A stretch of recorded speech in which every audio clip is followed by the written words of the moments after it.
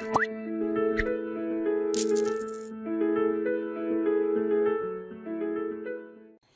everyone. So I hope you are doing fine, right? And every time the lockdown ends, we have another lockdown, but this time we are free, right? So this gives a little respite to what was happening till now, fine. But then it makes us little, or makes us feel little orphan now. What to do, right? But still, there has been a restriction on the coaching institutions and all, and educational institutions. So it will take probably another 2-3 months for them to become normal, and I would say not normal, but for them to at least come in the process of decision making. So it will take time. Meanwhile, obviously, let us continue our study. So don't be happy that okay, the lockdown keeps continuing and you are away from your exams, because exams are going to happen. That is, there is no respite regarding that, right? Whether it happens in August or September or probably next year. Okay, because obviously this year seems to be a little bleak. Right? Though the government may try it, but this is an exam of a big proportion and magnitude, so it will take a lot of time, no doubt. Fine, so let us now continue with our lecture. We were talking about the chronological developments, the emergence of various theories in public administration, right? And so today would be a continuation of that part, which is a very important aspect of the study, okay, which most of these students fail to understand in spite of completing the course, in spite of even sometimes getting selected also, right? They still think about what can be the best way of expressing, okay, these isms. Isms are the ideologies of public administration, right? The philosophical or conceptual frameworks of understanding public administration and various theories, right? In fact, you must be knowing the theory is a very important part of any subject, not only public administration.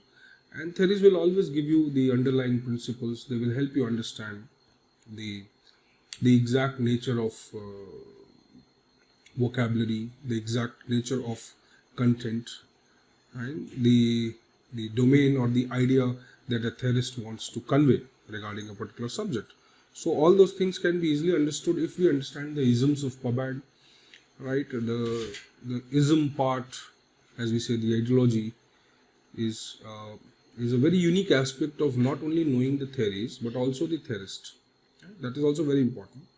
If you know Weber well, then probably you can say that we can understand the Weber's logic, what he talks about authority and other things. Fine. If you understand Wilson and his context very well, right, and his entire theory or his vision that he talks about, around what this vision was shaped, then it will give us a very good understanding of what is the core idea of Wilson, right? So the important aspect is that you don't have to get bored, right?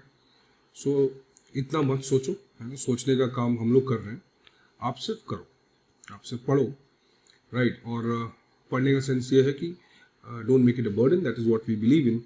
So we'll be presenting you things in a very unique manner over the time, right? अभी तो it's just starting the 6th lecture, though we are supposed to be doing it 2 days back, but I deliberately delayed it कि पहले मोदी जी को सुन लिया जाए, मोदी जी क्या करने वाले हैं, और 31st के बाद what is going to happen, right? That was also another idea. Plus we are also waiting for the 5th June, what is going to happen, and most probably the exam might be delayed. Fine, let us see. Already delayed, but till when it will be delayed, that is also another aspect to identify. Okay, so let us think of now the isms of PubAd, right? So I am basically talking about, we will talk about the chronology, right? Now let us talk about the theories and the isms in theories. Now when we talk about ism, that is like an ideology, the philosophical premise, right? Now we have to start a very important discussion here, right? Considering something known as the science. Now when Wilson talks about there should be a science of administration, or Wilson talks about a subject or discipline of public administration with a specific focus on the science, right? What Wilson intended to say? That is also a very important question. What he wanted to say, right? He was basically a humanities person. So what he intended to say or reflected in his sentiment, okay, obviously was something which may be comparable to the other branches of science. Now, when we talk about science in humanities, or when we talk about science, let us say in general, right? कि आप day to day चीज़ों बोलते हैं scientific नहीं है, ये scientific temper नहीं है इसके पास, fine. So we are basically referring to something who is working without a logic और reason, right. So when we talk about science, right, let us divide this science into two aspects. One, which is related to the natural and physical phenomena, which we call as natural science, right? The physical phenomena, right? And one is related to the social cultural phenomena, which you call as social science, right? So when something is coming from natural science, right, we believe that you must be knowing that every science, okay, is based on some cause and effect, right? Water boils at 100 degrees centigrade. It's not a true absolute statement, but still we say water boils at 100 degrees centigrade, right? So if water is boiling, okay, there must be heat which must be boiling the water, right? And that heat must be given for a particular time of a particular intensity so that water boils at 100 degrees centigrade, right? Or if I say simply something that your vehicle is not running, right? It has, you're trying to start it, but it is not starting, so there must be something wrong. Everything is fine, you get it checked, and there is no petrol, there is no fuel. So if there is no fuel or gasoline in your car, it is not going to start. Now this is a very simple logic of cause and effect. If this is happening, then this must be cause, right? Now when you think of any science, any logic, any explanation, anywhere, you have to think of cause and effect. Now see, this is a very interesting phenomenon, right? So though it never works that way in the real world, right? But you can say that every effect is related to a cause. Now let me simplify this logic. Is it possible that there will be a single cause for a single effect? Let's say S1 is the cause, for S1 is the effect, something like that, right? So if somebody is crying, okay, that person must be sad. Okay, let us understand in day-to-day terms, right? If the policy has failed, okay, this must be the reason, right? The administration was corrupt. The policy was wrong. So there may be an explanation to what has happened, right? Now let us take this simplified. So if I say that in the natural science, in the physical world, right, sun, moon, stars, the physical objects, okay, the physical world around us, the physical environment around us, how the materials, the metals, right, or the natural world, which can be explained, right, with certain phenomena which can be explained with certain relationships of cause and effect. Now when we talk about natural science, we call this a single cause for single effect. We try to establish that if this is happening, it must be because of this and this only. Because see, it is a physical world, it is a non-reactive world, right? So you're angry, there may be many reasons for that. But your expression of anger may also have various variations. It may not be just one expression of anger, and you might be angry without even showing the expression. Fine? तो मोदी जी की photo नहीं खींचे तो गुस्सा आ जाता होगा, okay, Rahul Gandhi को बहुत गुस्सा आता होगा अपने मीम्स देख के, तो ये लॉजिकल है, लेकिन वो गुस्सा नहीं दिखाते, वो पॉलिटिशियन है, right? So it is quite logical that when you are angry, it's not necessary that you need to show that anger. But yes, if you are depicting a particular expression, I can interpret that you are angry, right? But that expression may have numerous variations, right? It may not be just one single expression, right? Let us understand that way. But in the natural world, this does not happen, right? So if certain objects interact, if certain chemicals interact, they will react in a particular way to create something. Fine. If your physiology, your body functions in a particular manner, fine. If your organs don't work in a particular manner, there must be certain reasons for that, and those reasons can be duly defined, fine, in terms of or in absolute terms of some cause and effect relationship, right? So this we call more of the facts. Now these are natural facts. So your natural sciences like physics, chemistry, astrophysics, astronomy, and so many other areas, they can be defined in terms of the facts, which are basically natural or physical facts, right? Okay, how your physical world is working, right? Now when we come to social science, now again the concept of science somewhere relates same, that there must be a logic, there must be a reason, there must be a cause and effect relationship to explain anything, right? But when it comes to this, okay, now let us say a girl slaps you. Okay, it can be vice versa also, but yeah, generally that happens. So let us say a girl slaps you and your friend watches you from somewhere outside and he says it's okay, this person deserved it and that is why he got it, right? I know he must have done something. Fine, your mother is watching from a balcony. She does not accept it. Why? Because she feels that her son is the most obedient. Fine, is the most sophisticated, civilized person she knows and the value she has given. So he might not have done something wrong. The girl must have done something wrong or might have misinterpreted. The girl interprets your behavior in a particular way and slaps you. You interpret your own behavior and you believe that you are not supposed to be slapped. Right? Now there are some passerby who does not know you. They don't even know what is happening, but they will also interpret, okay, this would have happened. इसने जरूर कुछ किया होगा या इसने letter दिया होगा या इसने कुछ प्रपोज किया होगा तो इसको ये थप्पड़ पड़ेगा. ठीक है.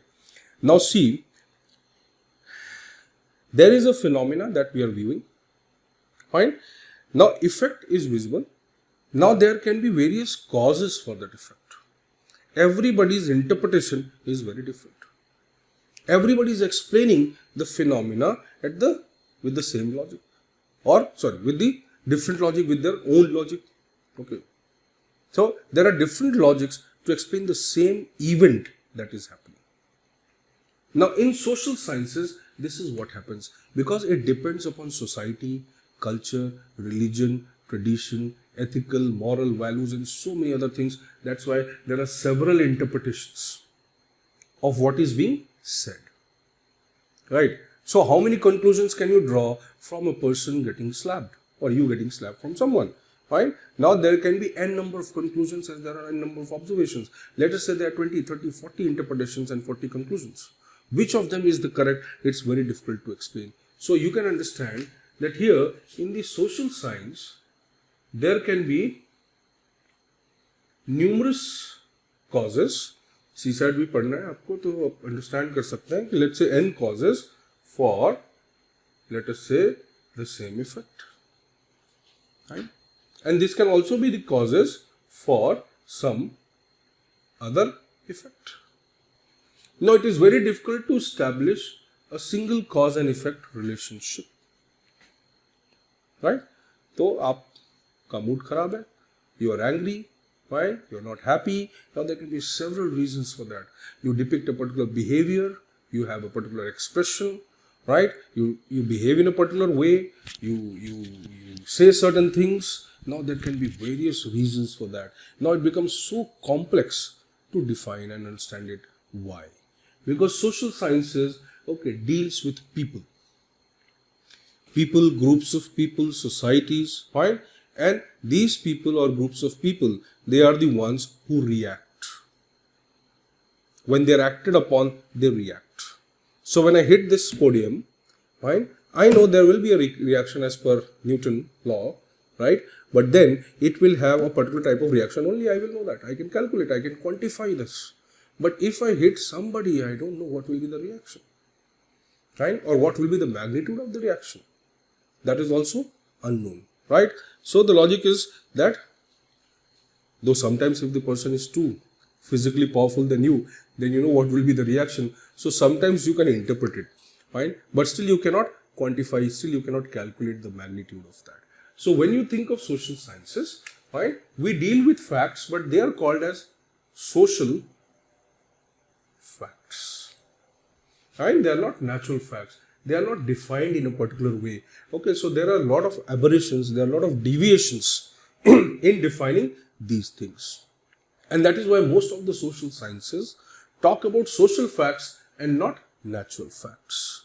Right? So these facts are not certain absolute things. They are changeable, they are subject to perception, they are subject to multiple interpretation, and that is why we cannot call them facts in the sense we call them facts. Right? So when you think of social sciences, we are dealing with what? The human behavior. We are dealing with social beings, human beings. Now, this is a very important logic to understand in public administration and in other humanities, because philosophy, sociology, right, and even to an extent political science, right, and most of the social sciences, you see, right, because unless we understand this, we will not be able to understand the isms which are there, right. So let us say the concern for science, and science, obviously the concern for science gives the birth for a particular subject, because whenever we talk about a subject, we want that subject or that discipline to have certain aspects, right, which we can know, or reading that subject gives us certain predictable knowledge, certain things which can be predefined, and then using this knowledge we can understand the world. Or if we understand or we see something happening in the world, we can just open that book and see the knowledge whether it corresponds to what is happening there or not. Right? So every knowledge that we develop, an organized body of knowledge, okay, that is the science. But it is not science in the sense of natural science. So when we say Wilson, so he was concerned with an organized body of knowledge. Right? With obviously the concern for looking for the facts of this particular subject, of the particular area that we are going to study. So every subject will have its area, right, or the area of study. What will be the domain of study, which we can call as the focus, right? And everything that we study will be studied in a particular form, in a particular setting, in a particular organization, which we can call as the locus. For example, if I say I have to study bureaucracy, I have to study Indian administration. So I will not go and study Sri Lankan administration. I'll study Indian administration. And where will I study administration? I'm not going to study the structure or the organization of Tata. I'm going to study the organization of government. So the locus is basically your institution, the institutional setup. Right? In simple words, the organizations which are associated with that. Focus is your content.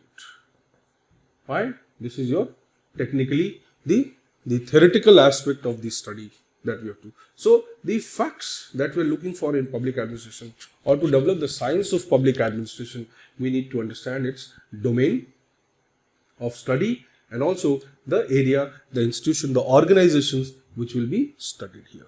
So when we say public administration, obviously we are not much concerned with legislature, parliament or executive, right, or judiciary. We are more concerned with administration. That is the organization which is focused. The other things may be studied, but okay, the central focus, the lens will be directed towards what? The public administration, the administrative system. Right. So let us say, so here the debate around the isms, the theories in public administration, right, the philosophies, the theorists starting from Wilson to the most modern theorists like Mark Moore, right, or Pollitt and Bucart, right, or NPA New Public Administration 3, all were somewhere influenced by these isms or ideologies. Let us say, so I think this logic is clear to you. Science, why science and what is social science? So social facts are the phenomena which we observe in the society, and to an extent certain aspects of that phenomena or events can be understood in a predictable sense, can be understood in a cause-effect relationship, where a very, you can say, a predictable, a very dominant relationship can be established between the cause and the effect. For example, policy making, failure of policy, we have to establish the cause and the effect. Fine. The citizen's perception towards the policy, we have to understand the cause and the effect, right? What will happen if the government makes this decision? We have to predict the citizen's behavior, right? What decisions the collector makes on the ground and what is going to be its impact. We have to find the cause and effect, right? So there are various administrative situations, social situations where it is necessary to predict things. Okay. So if we know the cause, then if we know or we are able to define certain cause in beforehand, okay, then we can probably predict that where there will be a communal riot or not. We can also predict where will be a social conflict or not. Will there be a cultural conflict or not? So we can actually, tremendously benefit from this science, the knowledge that we are trying to develop, or that was the intention of the scholars and the theorists in public administration, right? So let us say, so when we think of the beginning of public administration, right, the biggest debate, the biggest concern arises from the idea that there must be the facts of public administration which we must study, or we must establish these facts. Based on these facts, we must establish the science, right? But just now I told you that when you are slapped by the girl, there are several interpretations of that. Now, which of them is correct? And if it is correct, then it must be accepted by all. But as we talked about, now there are several conclusions. None of them can be totally or absolutely correct. They cannot be correct in isolation from each other. They have to be understood with respect to the entire periphery of what was happening. You have to understand his views, her views, their views, someone else's views, and then probably you come to some average view that, okay, this is what happened. Right? Like you try to explain your point of view to your parents and they try to understand, okay, or they try to explain their point of view and then you both arrive at some point of view, right? And then you decide कि अच्छा UPSC दे देते हैं, ठीक है? So ऐसा ही होता है कि हम decisions जो है independently नहीं लेते, purely, absolutely we don't take them on basis of certain facts that we see or that we think are right? So when we think of these facts, they are not absolute facts, but yes, there are certain things which are predictable. A part of anything that we are seeing can be predicted, right? But another aspect that is more related to human emotions, deviations in human psychology, right? Coming from human perception, right? Human beliefs, culture, religion, social values, norms, family. There are many things which are coming from that, which makes the perception of a person towards certain things, right? So he can explain certain things in his own perception. Others can explain the same thing with their own perception. ठीक है, corona पे भी बहुत सारे perceptions हैं, the COVID, right? So that is something of actual disease, right? But still, people have their own perceptions about it, right? So the logic is, तो ये एक simple logic है that there are certain things, okay, which cannot be interpreted in a single sense. There are certain things which cannot be concluded in absolute sense. So what should be there? What is it? Or what is that kind of knowledge which helps us understand that there are diverse viewpoints?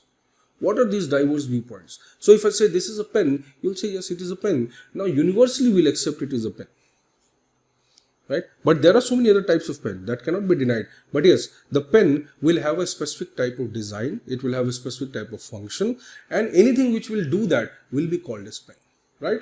So let us say that is kind of fact. So there will be certain things which will be common, right? Certain principles which will be similar, okay, irrespective of the differences, right? So हम इसको बोलते हैं भाई facts क्या होंगे जो शायद universal हो. That administration must be efficient. Yes, it should be. It should be without corruption. Yes, it should be. Right? The administrators must follow the rule. Yes. The rules must have procedures. Yes. What are these procedures? What are good procedures? चलो हमने बोला कि भाई एक licence देने के लिए, to give a license, right? To give a ration card, to provide an Aadhaar card, there is a specific procedure which can be followed in India also, which can be followed in US also.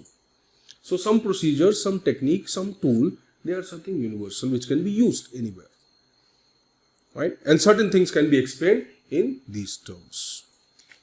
But what are the other aspects that we talked about? Values. Now, values take into account the human consideration, the social consideration, the cultural consideration, and the other influences from the environment which cannot be quantified. So, when I say, okay, that the poverty is defined in terms of BPL, and there is a poverty line, right, which can be quantified to, let's say, $1.25, right, or let's say $1.67, something बढ़ गया, right? अभी तो और बढ़ गया होगा, right? So logically, okay, let us say it is defining that, okay, yes, there is a requirement for 2100 or 2400 calories, as the case may be. It is something quantifying this.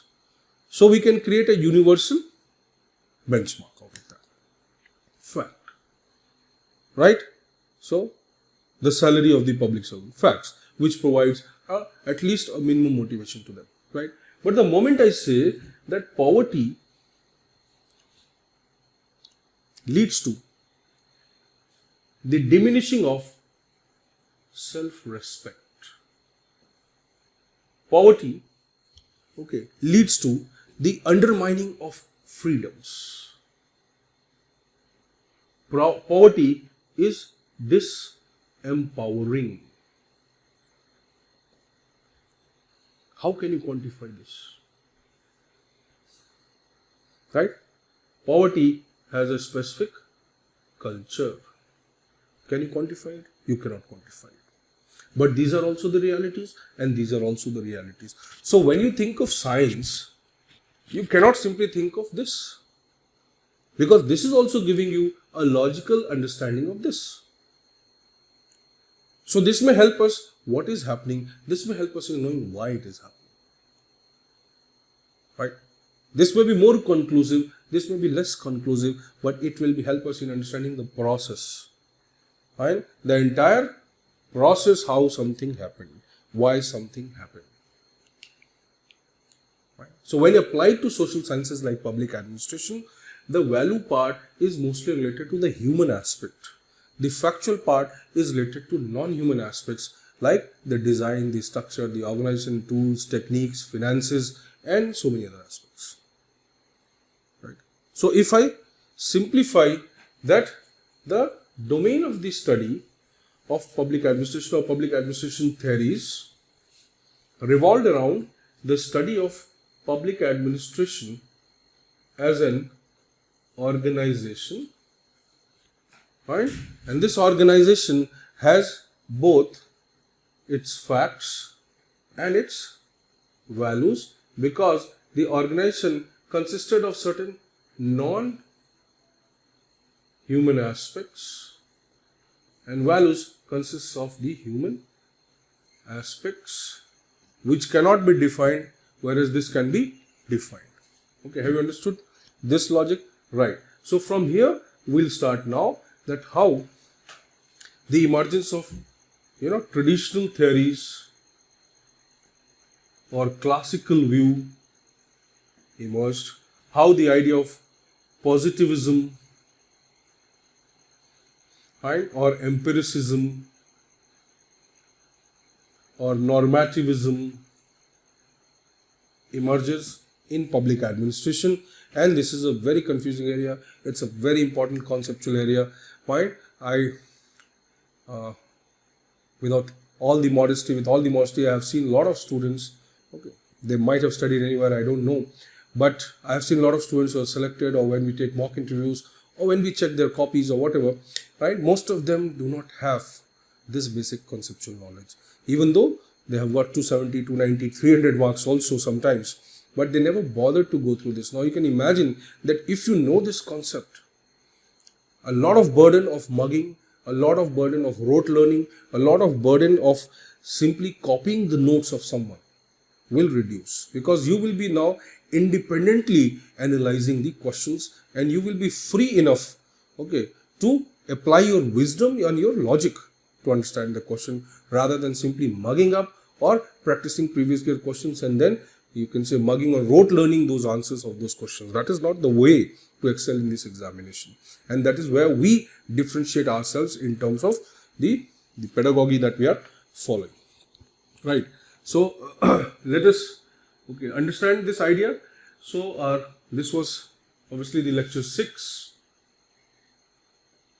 So we are one day pending, but we will be definitely overcoming it very soon. So the lecture 7 would be dealing with that aspect, right? The traditional, the classical, the normative, the behavioral, the post-behavioral. So likewise, 2 lectures are definitely needed for that, right? And as we have already told that we are, these are concept classes, they are not the actual foundation classes, right? And these are more or less helping the new students also to understand the domain of public administration, the logic that public administration requires. Most of the pre-foundation classes, you can say these are like pre-foundation classes. So if you go through them, obviously, and then you study the foundation class, it will be very good for you. Okay, you'll have to work less, no doubt. And for many other students who have already studied or who have studied or given their mains, but they have not been able to comprehend many of these things, it will be like a revision class for them. So both of you can benefit from it, right? And the biggest aspect is that if you intend to, develop your own logic and your own analytical skills, okay, which is not a very tough thing. It may seem little complicated in the beginning, but if you start with that, we are there for you.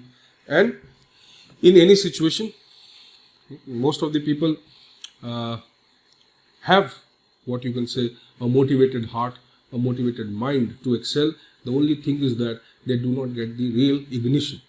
So we are trying to give you, right? So don't just believe in spoon feeding, right? Even though we don't deny that, okay, a part of your understanding will be spoon fed, but not in the sense of spoon feeding a baby. It will be spoon fed in the sense of a matured person who knows how to interpret things and how to imbibe things that he wants, right?